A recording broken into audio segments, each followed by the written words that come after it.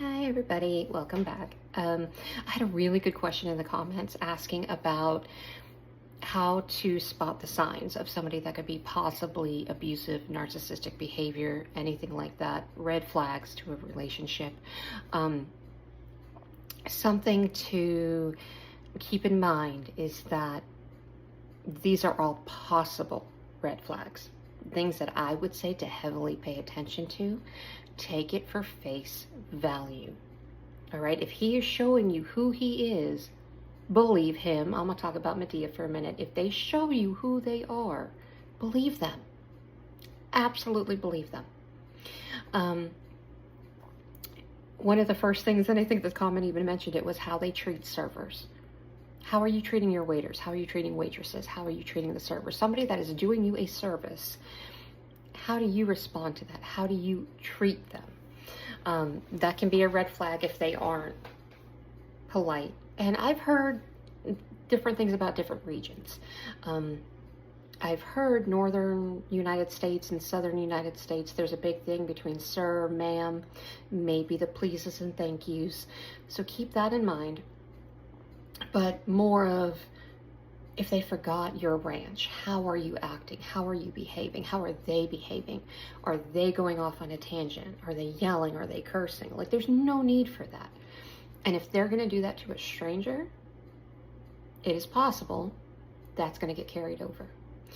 Another one is if you are dating or involved with a male, 100% look at how they treat their mother. I didn't believe that. I was very young. I was very naive. He's not going to treat me like that. His mom was like 5'4". She was an angel, loved her. He was like 6 foot something. And if she said something he didn't like, would just and rail and curse and yell and like get in front of her and try to intimidate. And I'm like, well, maybe there's a different dynamic. Maybe there's a deeper relationship there that I don't understand. Don't do that. Don't talk yourself into that. If you're talking yourself into not seeing a red flag, that is a problem.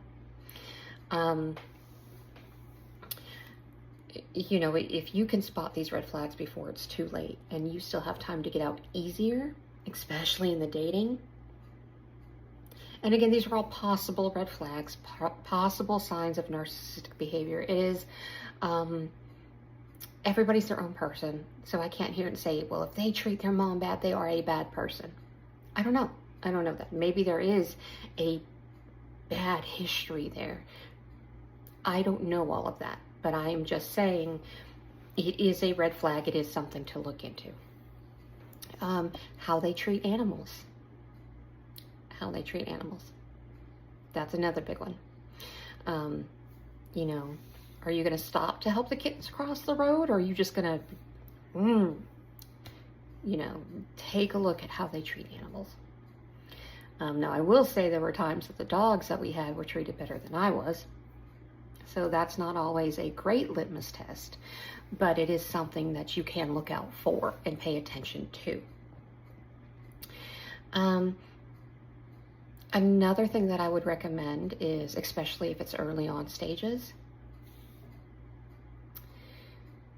if there is a situation where there is an overcompensation, an over, you know, why are you reacting this way? I spilt water on something.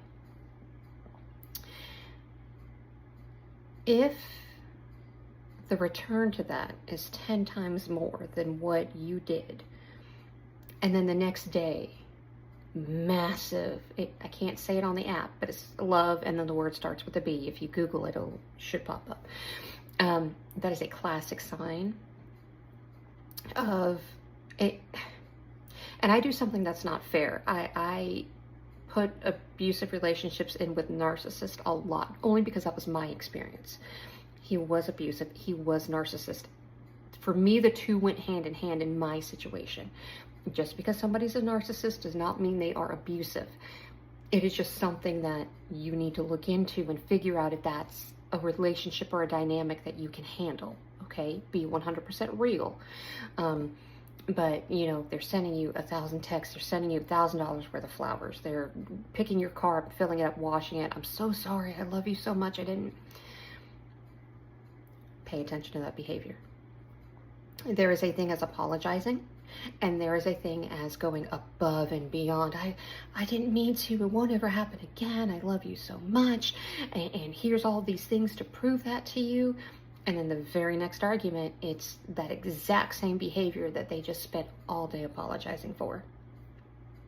That is a habit. That is a cycle. It is intentional. Don't put up with it.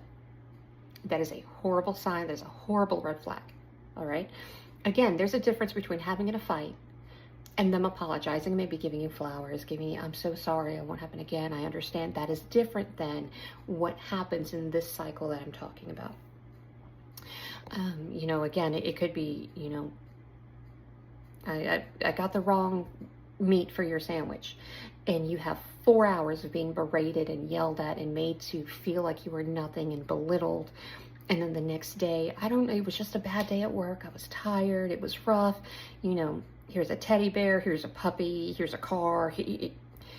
Vastly different scenarios that I'm talking about. So pay attention to that early on. If you guys have an argument or a disagreement early on, is it handled maturely? Is it handled like somebody that's like, oh, okay, we're working through this, or somebody that you're like, whoa, dude, why are we doing this? What is this?